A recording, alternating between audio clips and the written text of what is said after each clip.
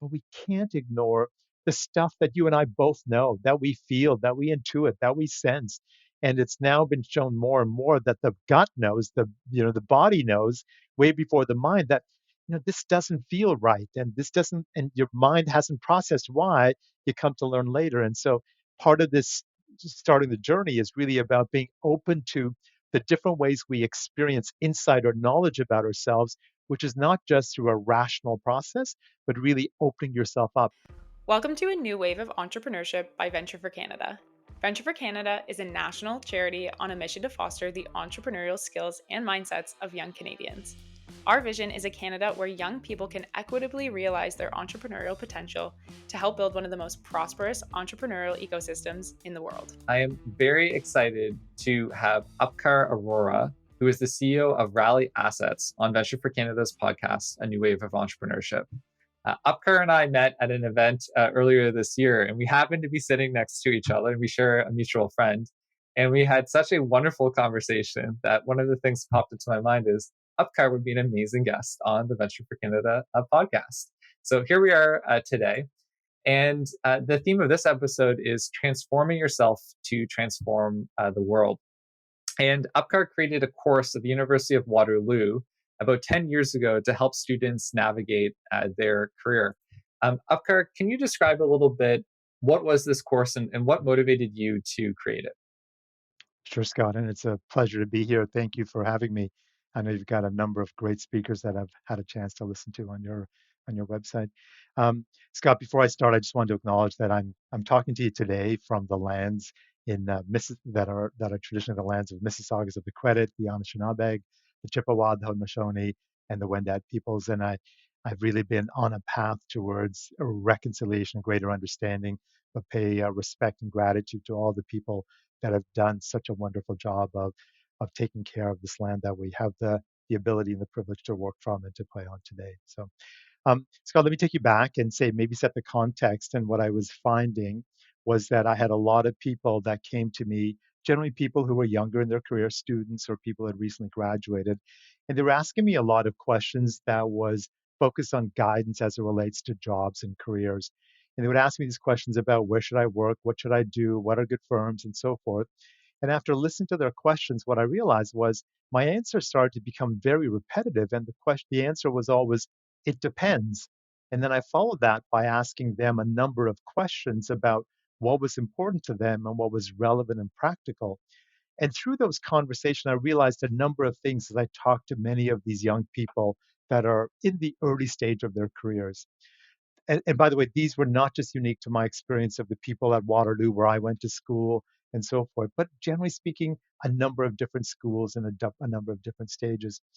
So the first thing I realized, we teach students a lot of technical stuff at university, stuff about marketing and accounting and finance and so forth, but we don't really teach students about the skills that really matter when it comes to progressing a career and growing in one's career. The second thing I realized was students are heavily influenced by people that they come into interaction with, and that's often their parents and their peers, and that really impacts their decisions. The third is that they often base decisions about careers and jobs on really scant snippets of information as opposed to a detailed, thoughtful approach to where they want to work and what they want to do. And the fourth is that, what they looked at when they looked at the scant bits of information is that the vast majority of those were externally focused, easy benchmarks or factors that were externally driven and often not relevant to what their own goals and aspirations were. And so I realized that students really don't have any frameworks or tools or decision models to really use as they navigate what is going to be and what will be one of the most significant decisions that they will make. And that's to think about their jobs and their careers when they graduate and post closing. So, I mean, I just want to start with you, something you know well and your speakers have known well, which is work is a big deal. We spend 90,000 hours of our life at work. We spend more time at work than we do sometimes with our partners and our families. And yet it has changed so dramatically and become so atomized in such a way. And so some of the decisions around the significant investment work will be the biggest decisions that you make over the course of your career. And so when I think about that, the course that we were trying to create sort of was trying to respond to the factors that go into making some of these decisions And those factors are far beyond the technical factors and much more related to things that make you feel, give you a sense of meaning and fulfillment, because that's what we're striving for. Try to give you a sense of what that looks like and what goes into that. And so we created this course to try to give students the tools and the frameworks to think about what is meaningful. And even though they may talk about values alignment, they really don't know how to translate that. And to give them a better shot at making better decisions that are personally beneficial to them and enhance their success. So that's how it started. It was really in response to that need, that response to what I observed, in a response to the market. And we had three objectives. We wanted to give them critical skills to focus on that were essential for their long-term success. We wanted them to develop greater self-awareness and situational or external awareness of the business environment and how to look at navigating challenges and opportunities. And we wanted to empower them with the tools and the frameworks and strategies to allow them to make better decisions. In other words, teach them not what to think, but really how to think. So that's sort of the background and the context of that course. Kudos to you for creating this course, because you're not a full time university professor. You did this out of your own volition, and I think it's such an important resource for young people. So many people make decisions on careers without putting that much like thought into it, and I'm amazed at sometimes how inertia can kind of influence people's career. Like they just apply to a bunch of jobs, they get a job, and then that ends up being their career for 40 years. And there's this kind of degree of like luck and like randomness. Obviously, that I'm generalizing because some people are very intentional about their Right. careers. But I do think that there's such a need for more career support. And I took a class in my final year of Georgetown, and it was sort of similar to the, not exactly the same at all in terms of, but I would say similar vein to the course you had, and it completely changed my life. I would Mm. never have done Venture for Canada if I hadn't taken this course, which was one of the things that really resonated in terms of your experience. So one thing to kind of ground the course in maybe a specific story or example or examples.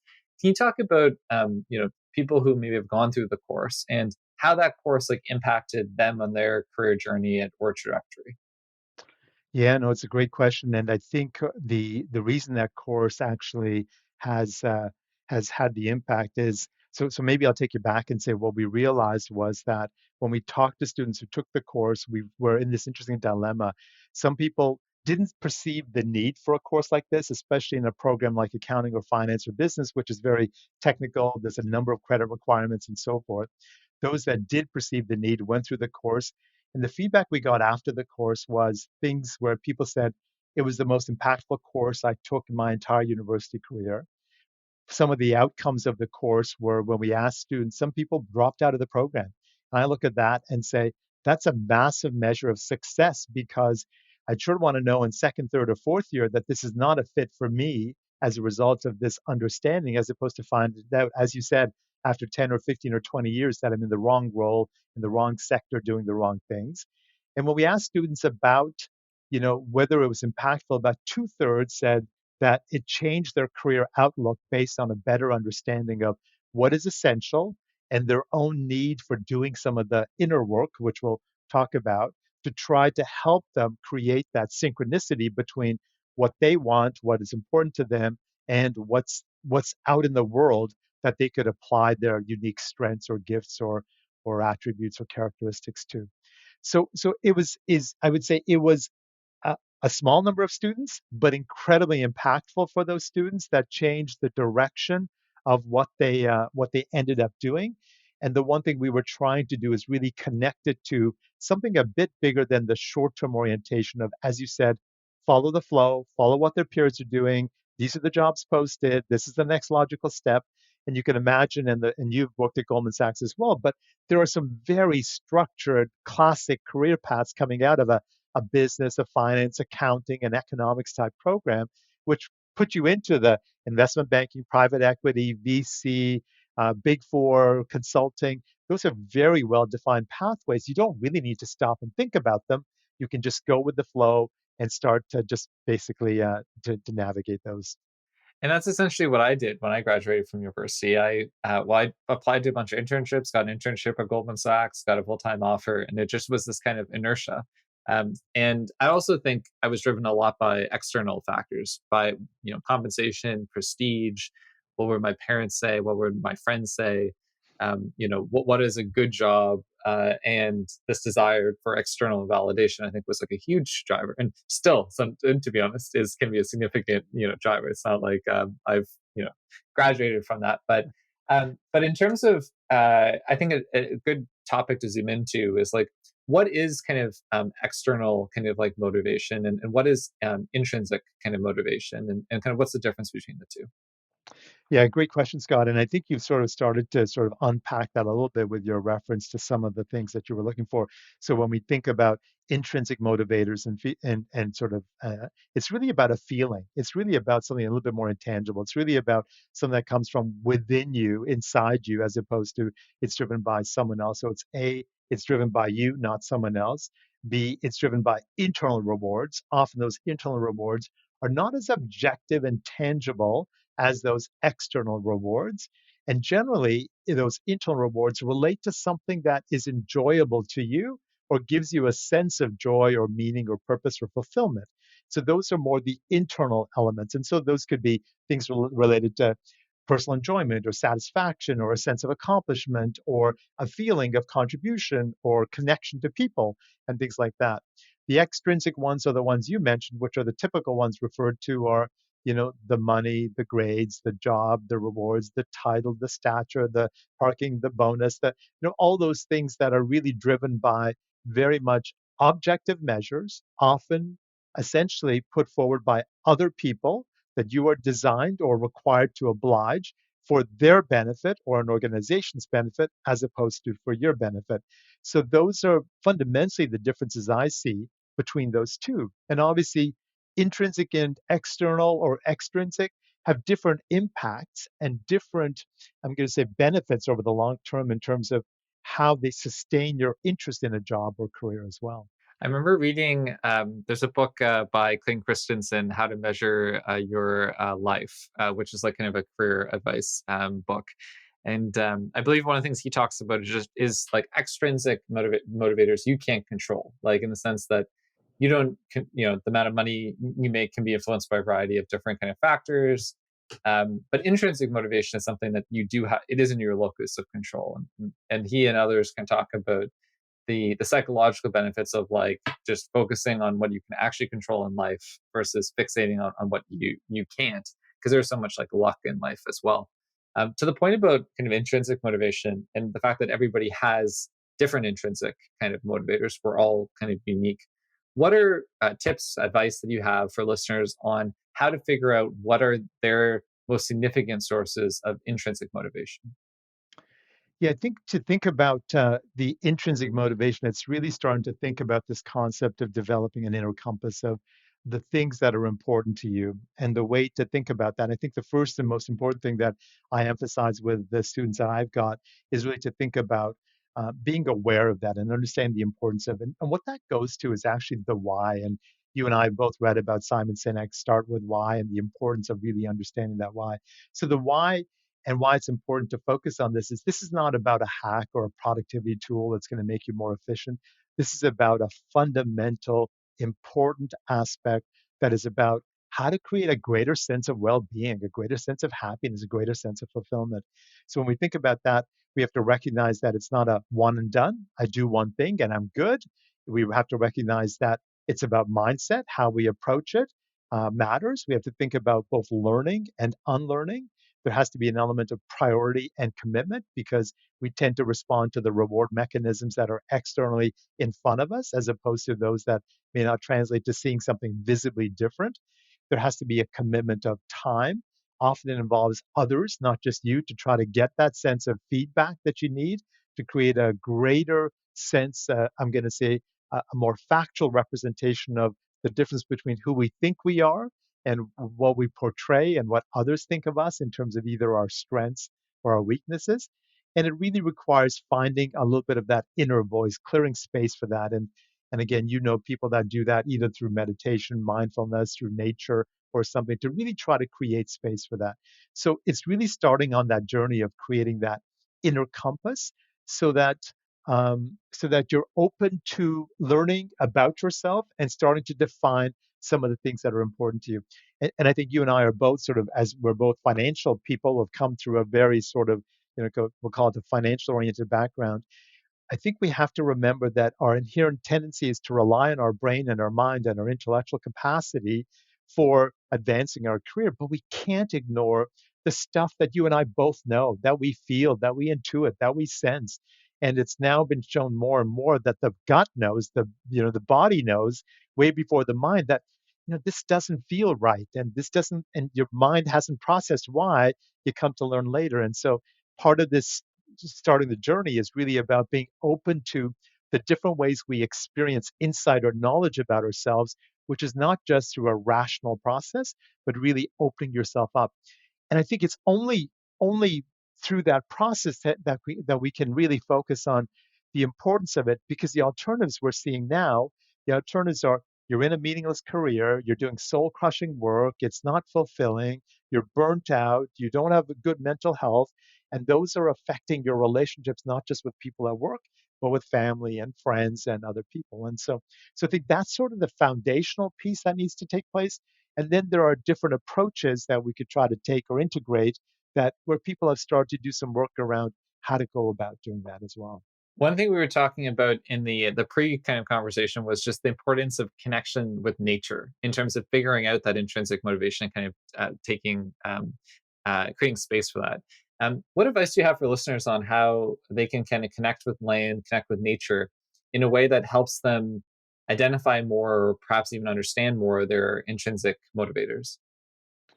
Yeah, it's a great question. And I'm going to say in an urban setting, sometimes it's really hard to make that connection or find that connection with nature. But I think I come back to once you make a commitment to it, you will be able to see it and translate that into practices. And I think we'll talk a little bit more about how this is important to turn into not a concept, not an idea, not an aspiration, but into daily practices. So, some of the things that people that I know and I try to do as well is whether it's actually just to, you could meditate in the park or you could do something like that. Even, what you got access to is through your breath with breath work. You got access to just a centering process that grounds you in a way that really, as you know, calms the vagus nerve and allows you to respond to not an instinctive, knee-jerk reaction, but just calms it. And we've got a whole bunch of research talking about, I think it's about 6 seconds before the fight or flight or the chemicals rush in to create a very triggered response. And so just even breath work. But then there are other things that people choose, which is meditative walking or walking in nature. But even, some people use the sound that they have. It may not be immersed in nature, but through sound in many ways that could essentially create the feeling of being in an environment or through music in some way. But I think the most important thing is to disconnect the mind a little bit and to try to focus on really allowing some of those internal, because they could be thoughts, aspirations, insecurities, joys, all those things to emerge because we spend a lot of time sort of pressing down so they don't have a chance to really show up. One of the things that you've talked about in this interview is how people kind of measure their life a little bit, and how a lot of the times people measure their life through extrinsic motivators, whether that's how much money they have, the success of themselves or their kids or family members. And there's often this, obviously, a tendency to compare ourselves with other people. And one of the concepts that I loved when I remember we spoke at that event earlier this year was this concept of a personal balance sheet, which is, I think, applying your financial kind of acumen in a way that also is kind of looking at more of like the totality of life and experiences beyond just money, but kind of applying that financial concept in a more holistic kind of sense. So, Upkar, can you describe to listeners what is a personal balance sheet and how can a listener use it? Sure, absolutely. So the personal balance sheet was my attempt to try to create a framework or a tool that the students in the course could use that would be relatable to them. And that was really the goal. And the reason I use this concept of a personal balance sheet, as you can imagine, with students who are in a business or in a finance or accounting program, what is known to them is financial statements. That's part of the core work that they do and the analysis that they do of financial statements. And when we think back to financial statements, obviously you've got your assets, you've got your liabilities, you've got your equity, you've got an income statement, and you've got a cash flow statement that bridges the balance sheet and the income statement.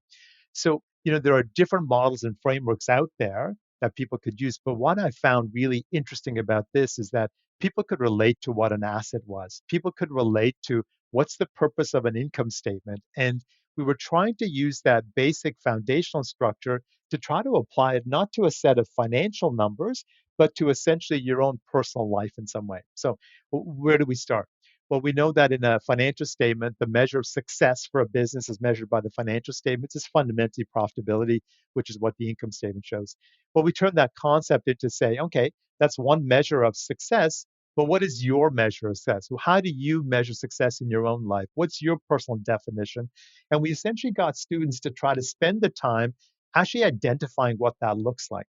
And Scott, you're probably familiar with a quote that says, when you don't know where you're going, any road will get you there. Well, if we don't really quantify or at least objectively try to get a sense of direction, doesn't have to be super specific, but a sense of direction, then you're sort of wandering aimlessly on and you will go with any path that seems feasible at the time. So that was a really important construct and something that actually students struggled with because they hadn't been asked that question, is to say, well, if you want this job or want to work in this career, that must relate to something you're hoping to achieve. Let's define that. And we actually asked them, let's define that in 1 to 3 years. Let's define that in 5+ years.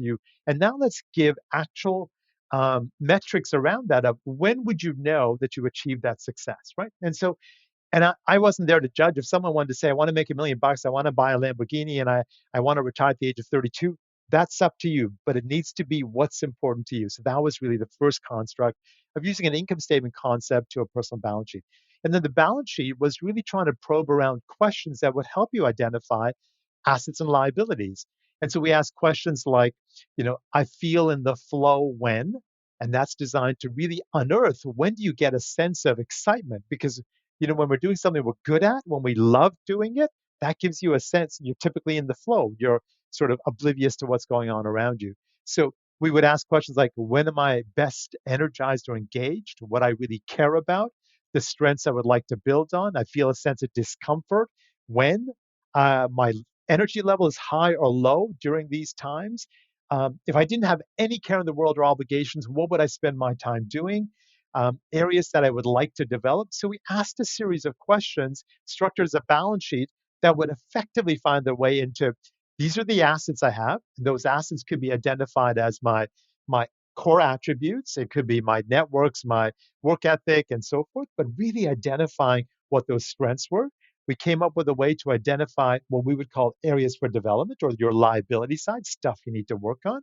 And then we came up with a definition of effectively what success looks like and effectively a game plan for how to animate that. So it wouldn't be an idea, but to say, in order to work on those areas for development, in order to achieve that success, how would you go about doing that? And Scott, what was really interesting, we then forced them to apply it. We then gave them a simulation of 30 or 40 different settings and said, okay, hypothetically, Scott, you are working at Goldman Sachs and you get a job offer to join a startup, would you, and it's based in Singapore, would you take it? And students had to respond in the context of their specific personal balance sheet. So the answer might be, I define success as being able to live and travel abroad, to be able to start a new company, or whatever that definition was, that have to respond in the context of, does this make sense? Not for the average person or your peers or your friends. Does it make sense for you? Does it move you further along to what you define as important to you? And we gave them a whole bunch of simulations, and we've tried to bring in things like life events. You got a job offer in New York to work at a major fashion label, but your mother or father is sick and requires care, and you're the primary caregiver. Okay, so how do you navigate life, right? How do you navigate those situations in a way that focuses you on some of the directional aspects while thinking about some of the trade offs and recognizing what's important to you? And so it became this tool, just one tool, and there's other tools we can talk about that I think are really, really good as well. It became this one tool of essentially encouraging and forcing students to really reflect on what was important to them, what was unique to them, how they would essentially use their skills and their gifts in a way to try to move forward in that definition of success. And then that could translate into how they approached interviews for a job, what kind of sectors they wanted to pursue, and so forth. So that was sort of the construct that we tried to create to try to make it more relevant and relatable. I love that tool. And I think it's something where often people will make decisions based on somewhat reductive measures, like for instance, how much money like a job is. Obviously, that's something to look at. But I remember I was talking to a friend who was recently making like a significant career impact, and he's like, "This job makes X amount of money, and the other job is like $10,000 more." And in the whole scheme of things, not very significant kind of like impact. It was like a 5% impact difference in salary. So not it's not wasn't making or breaking his family's like livelihood. And he was like, what should I do? And I didn't give him advice. All I did was I was like, here are 10 questions to ponder. And he ended up sending me a text being like, thank you so much for those questions. Mm, Why I share that is I think that those questions are in the same vein in some ways of what your personal balance sheet is it's how can something like a personal balance sheet be a guide somebody to think around their values, around what they want in life. I remember there was a line I heard when I was in high school that's often attributed to Chesterton, but it is some ways more of a aphorism, where it's this line that those who stand for nothing will stand for anything. And mm, I think that there's a lot of people sometimes that see in their career where it feels like that they're really ambitious, they want to get somewhere, but they don't know where they want to go. So they're running mm. like really fast, but have no like necessarily direction. And I think a personal balance sheets is just a great tool. Upkar, you mentioned that there are other tools that are really valuable for folks to use. What are some other tools that you recommend? One of the tools that we start with that came about as a result of, trying to find frameworks that would be relevant is this concept of, which has now actually become a little bit more popular, but ikigai, which is based on some work done in Okinawa, Japan. But 10 years ago, I'm going to safely say no one had really heard of it. But what I really love about that concept is really it was intended to be a way to think about your life's purpose. So to elevate not just a career decision, but think about life's purpose and meaning and joy and fulfillment.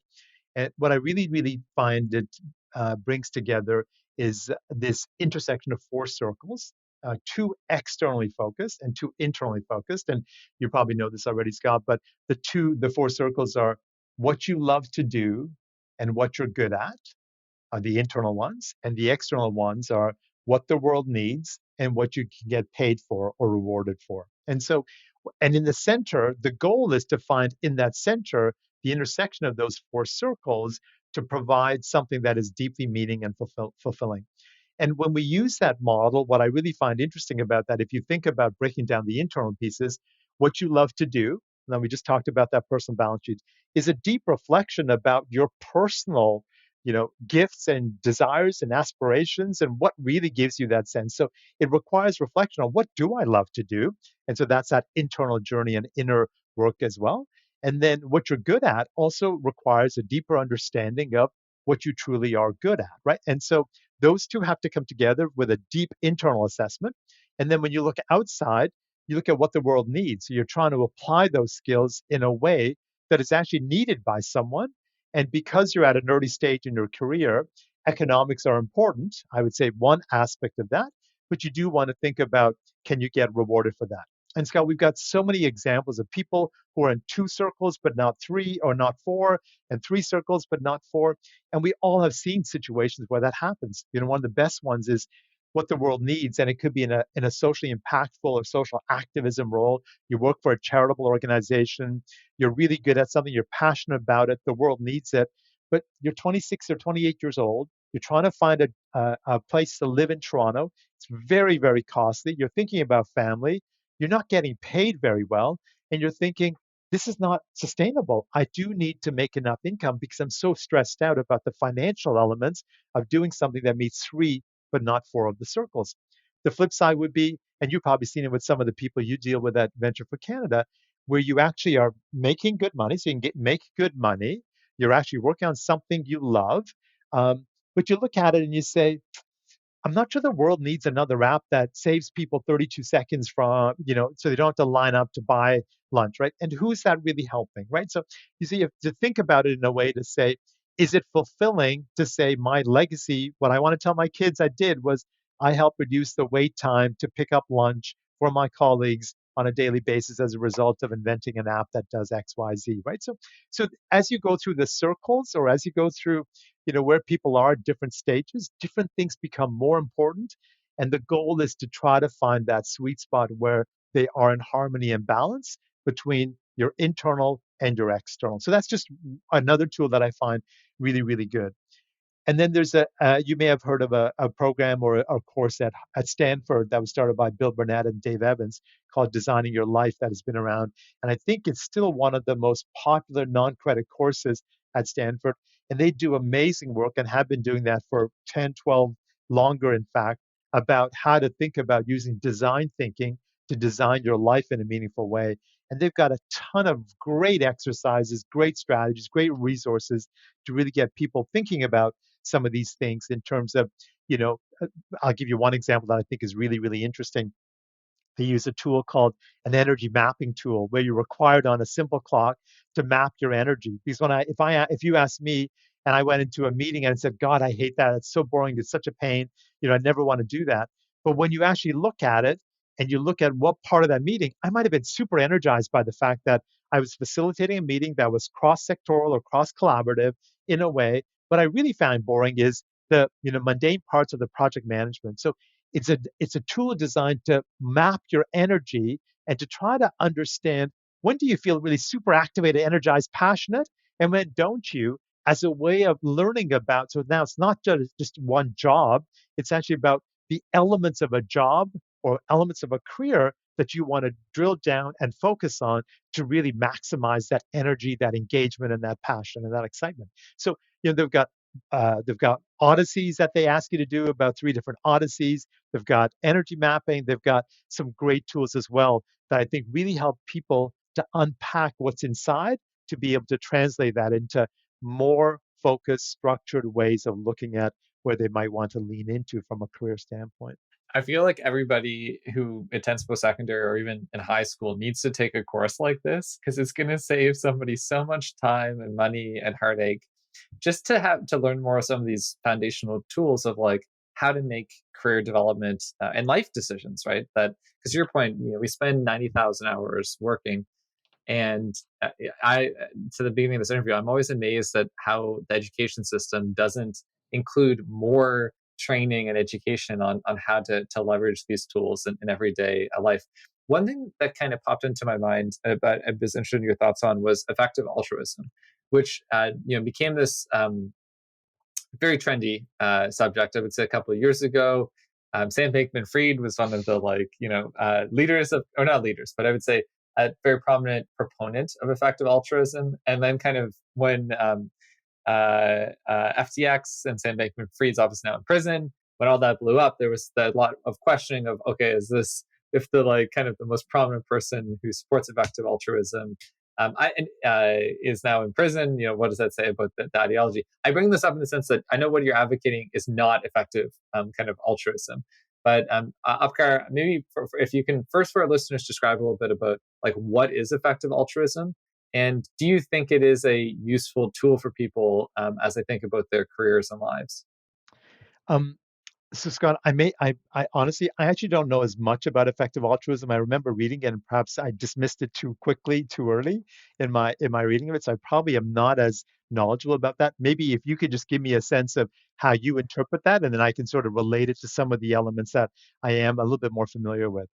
So effective altruism is basically the belief, almost somewhat I would say utilitarian. So it's a somewhat reframing of past, but in some ways from John Stuart Mill, uh, about how making decisions in terms of how do you maximize your good and the good that you create as an Right. individual. So there's some similarities in terms of what you're talking about. I'll give a very grounded example of effective altruism Yeah. and kind of reality is effective altruists would recommend that, let's say somebody has two job offers. One is to go work at the United Nations Food Program, and it's around helping people experiencing food insecurity in developing countries where you make a modest salary, but you're directly impacting people kind of each day. The other option is to go work for a hedge fund and you make $5 million per year and you make a ton of money, but then you can reinvest that money back into different things. So Sam Bankman-Fried is an example of effective altruism in the sense that he, decided to found FTX and get involved in crypto, ostensibly to make a fortune, which he could then invest in kind of changing the world. So it goes to the point about, you know, do you think that effective altruistic sort of utilitarian approach to career decisions can sometimes be a guide for young people? And I ask this question too because it's a very popular Yeah. framework for a lot of our listeners that I think, yeah, it's worth debating the pros and cons of. Yeah, no, it's a good question, and thank you for that clarification. Scott, in some ways, it's similar to the work that Dan Pilata had done about a decade ago about the way we think about charities is dead wrong, and he's got a TED talk that's actually quite visible, using that very similar example about are you better off working for a charity on the inside versus going out and working at an investment bank and then donating to charity, and frankly, being heralded as a hero for being a great funder of a charity and getting all the ancillary, social prestige and so forth. So here's what I would say. Um, it goes back to me, it goes back to the Andrew Carnegie gospel of wealth approach, which was really to say, I should essentially do business by any means necessary in order to maximize my profit. And then I should use some of that profit for philanthropy. And by the way, I'm the only one who gets to decide. And so this theory, and so you'd have situations where Andrew Carnegie and companies he owned would essentially be providing terrible working conditions for people in his factories and so forth, but he's also heralded as one of the biggest philanthropists, including for libraries and others in the world, right? So I struggle with that concept because it's almost like cleansing things that are done without, I'll say a little bit, without integrity or without authenticity, without concern for humanity in some ways, through a monetary contribution in some way that may help people in the long term, but seems to be more about justifying or cleansing that reputation as opposed to enhancing it.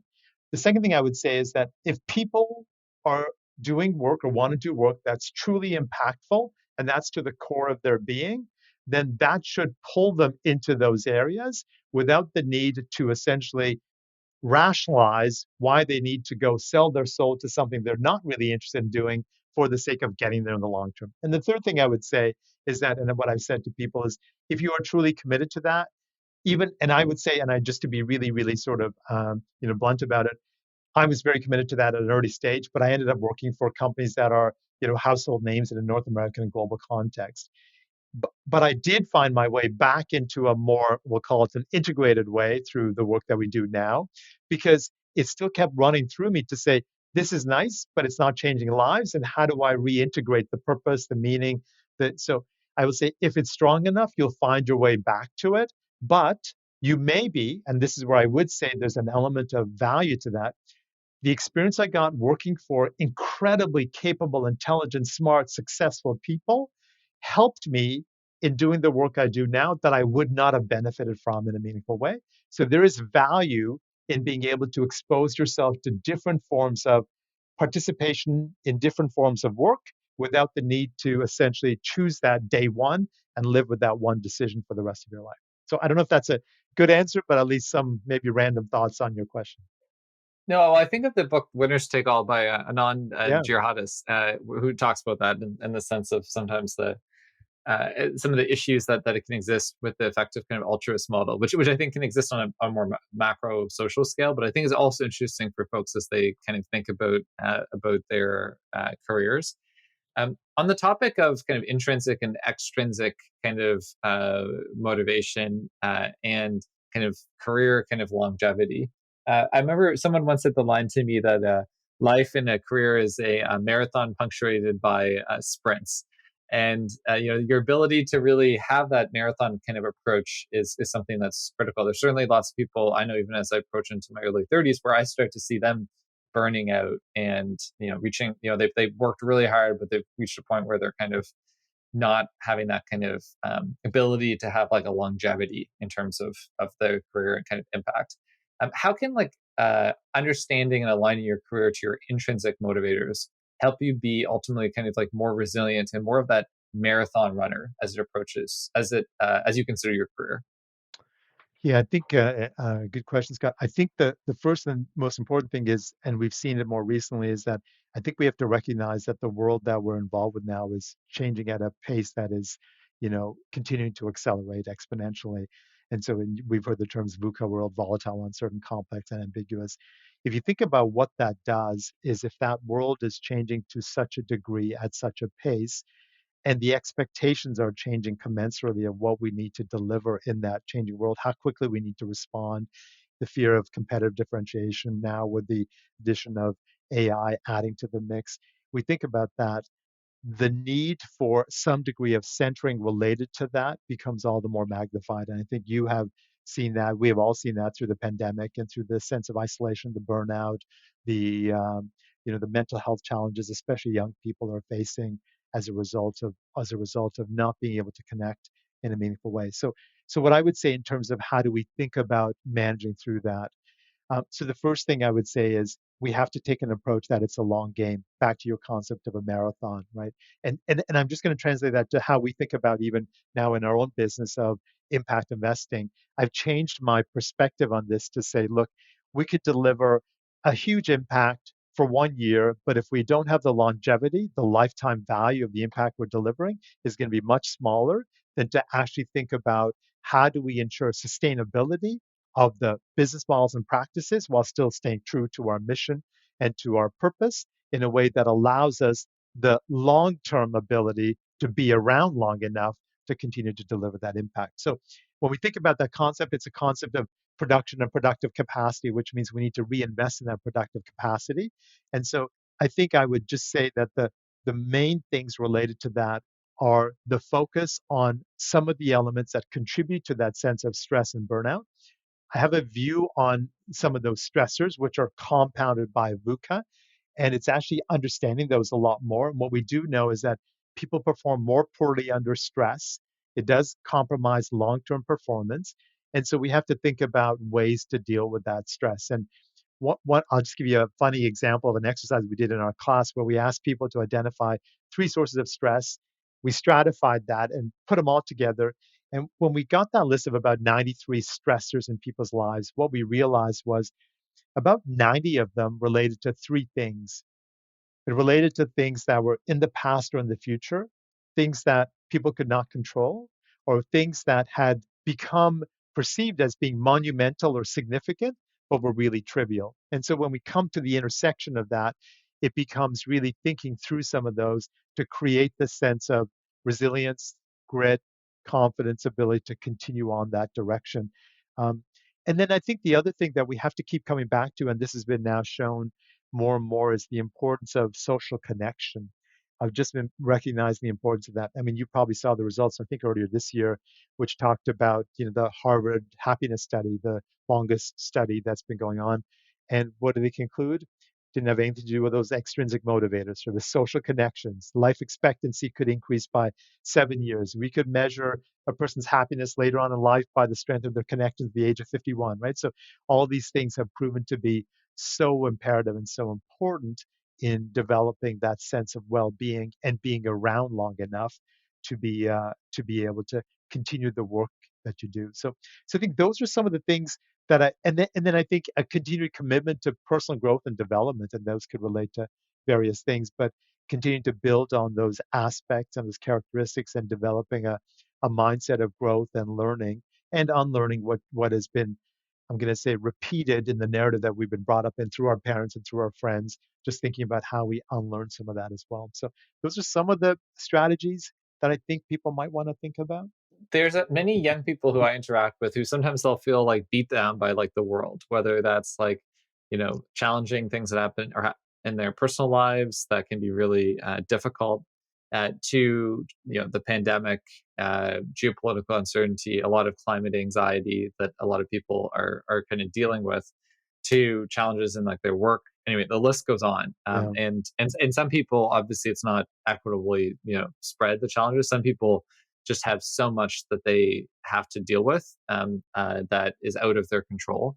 Um, and I think a lot of these people struggle with maintaining the sense of intrinsic motivation. Some don't, but some can just feel, oh my god, the pressure of everything and the stress. What advice do you have for listeners who maybe are going through a hard time, or if they're, advice that they can leverage if they go through a hard time in the future, which most people, do go through, on how they can maintain these intrinsic motivators even in really tough times? Yeah, I'll maybe talk to that a little bit, Scott, but I'm not presuming that some of those situations that people go through are very, very difficult and very, very traumatic. Because I'm not proposing that I have, panacea or a glib response for some of those. But what I would say is, and maybe it comes back to that concept of where the source of the difficulty is, come back to that stress. The ways that I try to think about the stress in my own life is to think about. So one definition of stress is wanting the world to be different than it is. And inherent in that statement is a degree of recognizing that there needs to be some element of acceptance that you can't change the world. And so we use frameworks like sphere of control, which you already referred to, sphere of influence, and those things that you cannot control or influence. And there, the strategies are really about strategies for letting go in some way. Right. So there's those strategies. I think the other aspects that I think have been helpful to me is reframing all those situations not as crises but as learning opportunities. Again, coming back and connecting the dots to for the long term. So all these are opportunities for you to develop some element that will contribute to resilience, grit, self-confidence, and the adaptive and agility that you need to face other situations down the road. I'm just going to give you one example of that, and it would relate to people who are listening to this, at a similar age. I was at Olympia, New York, a big real estate developer, one of the most successful families in Canada that built World Financial Center and First Canadian Place and so forth. And in 1992, Olympia, New York, which was a huge conglomerate, went into bankruptcy, and we filed for bankruptcy protection.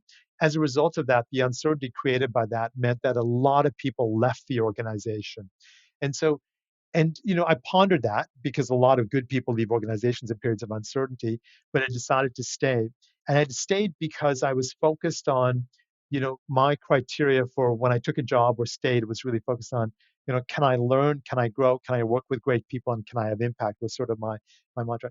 Decided to stay. And through that process, what happened was all the senior executives were essentially parked. And then me, as a 29-year-old at the time, all the consultants who are world consultants from Wolfenson and JP Morgan and others came in. So the who's who of the restructuring community on a global basis came in and looked around and said, okay, who knows anything about this company? And so here, as sort of a relatively junior person, I put my hand up. And through that process, I sat in rooms that I had no business sitting in as a result of being a little bit knowledgeable about the company and not essentially leaving right away, but working through that uncertainty and that ambiguity in some way.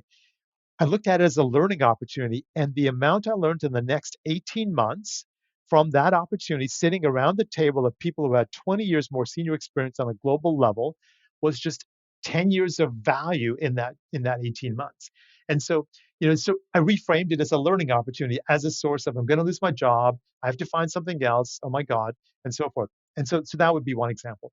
The other example would be just think about, and this has come up, I think, in a lot of work more recently, is think about the habits that we form. And whether it's using the concept of Kaizen, which is small habits or atomic habits, or all the work done by BJ Fogg and Charles Duhigg, but it's really thinking about small incremental practices you can incorporate into your life seamlessly that start to develop the habits and the confidence that you can build to say, look, if I can do that for 2 minutes, I can do something for 10. I can change something bigger down the road.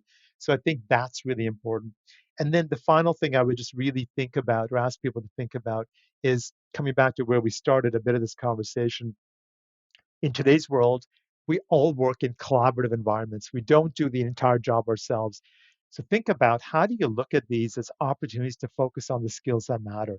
Those skills aren't technical. Those skills are about collaboration and teamwork and cooperation and being pro-social, about self-control, about proactivity, about initiative. So thinking about, okay, so what from this situation helps me to develop those skills, because the pace of change isn't going to change. The source of stresses aren't going to change. The volatility of the environment's not going to change. So the only thing that can change is really about how you adapt to them and how you respond to them, which become just ways of thinking of what can I learn from this situation, reframe it as an opportunity so that I'm less stressed and more capable and can seize opportunities down the road. I love those examples, including your experience with the Reichman family and kind of dealing with Olympia, New York, and the restructuring. And to your point about even in really challenging moments, like when an organization is undergoing a financial challenge, there is so much opportunity kind of for learning. And there can be like an upside to challenging moments in a professional context in some situations. Yeah. Apkar, we have touched a really wide range of subjects today, but to kind of close off the interview, are there any things that you haven't shared that you would like to share for our listeners?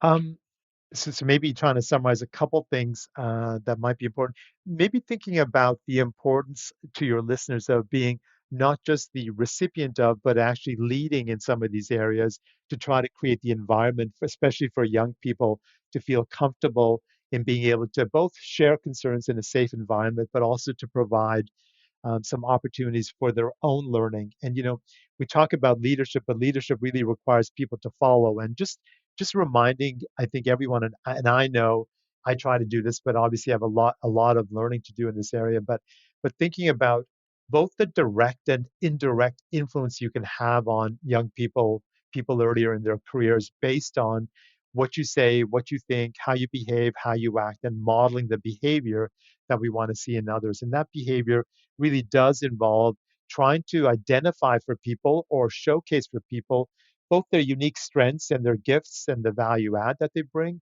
areas that they may be less open to or maybe blind spots for them, and just be thinking about how we get. How we take on this role of leadership, not in a title format, but in a titular way, in a formal hierarchical way. But how do we use whatever position of influence we have in thinking about leading others by modeling what we would like to see from them. And that is elements of the skills that we've talked about. It could be through the teams that people are on. Um, I might just, Scott, close with a couple of sort of key takeaways. The first one is sort of a little bit of I'm going to say, a more humorous anecdote to what I might say, and it's a little bit of a joke, which says, I'm just going to read it to you. It says, a Buddhist monk goes and pays for his hot dog with a $20 bill, and the vendor takes the $20, puts it in his cash box, and closes the lid. And then the Buddhist monk says, "Where's the change?" And the vendor replies, "Change comes from within."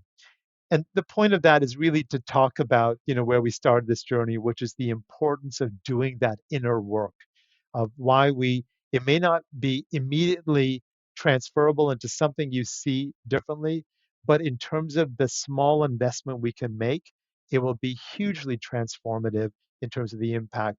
And again, it's not about work, it's about life, and work is connected to life, and work is connected to social relationships, who we're friends with, who we might marry, who we interact with, who we support, who we lead. It all comes to that. And it's not about work itself. It's about creating a life of meaning, happiness, and fulfillment. So I think I just want to reinforce, I think the elements that I think are really important is that self-awareness piece, to become really self-aware, to really think about the commitment to working on some of the inner work that's important, coming at it with the right mindset, constructive, positive growth mindset, recognizing how your behavior influences people, and then connecting to the world based on that deeper understanding to what's happening in the external changing world in a way that really meshes, your unique gifts and values and essentially creates value. And when I say value, I'm thinking about it in the concept of the Daniel Pink world of, what are we striving for? We're striving for purpose, we're striving for relatedness. And so, I would just close out with saying, for any one of your listeners, this is your life. You need to have agency. You need to take ownership. You need to recognize the importance of that. And you just need to start the process of exploration, take risks, but because it's only by transforming ourselves can we transform the world that we occupy. Yeah, I love that closing up, Karen. I'm thinking of a recent conversation I had with somebody who's a relatively recent grad, who this person was saying they didn't like their job and I was saying, but they had no desire to go look, kind of. And I was like, you only have one life, and when you're young, I'm not giving the follow your advice, follow your passion advice, because I don't think that that is helpful. But I think to say, be intentional. Don't just be like a buoy that's like pulled by the ocean in whatever kind of direction. We only have one life. Be intentional and do the work of actually figuring out like what you want to do, in this world. And it's to say, to your point about external motivation, like throughout this interview, it's to say there is no one answer, right? It's each person is different. each person should have a different personal balance sheet and goals and life mission. But I think a life where you're not asking those questions, and you're not doing that deep inner work. To loop back to the theme of the interview, it's impossible to transform the world if you do not transform yourself. And as someone tried to say, change does start within. Yeah, absolutely. Thank you so much, Upkar, for coming on the podcast. My pleasure, Scott. It's been a great conversation. Really appreciate the opportunity. Thanks for listening to this episode of A New Wave of Entrepreneurship. Stay connected with us via our socials and through our email list. And be sure to subscribe to us in your favorite podcast app so you don't miss our next episode. Have feedback on today's episode? Let us know directly in the app.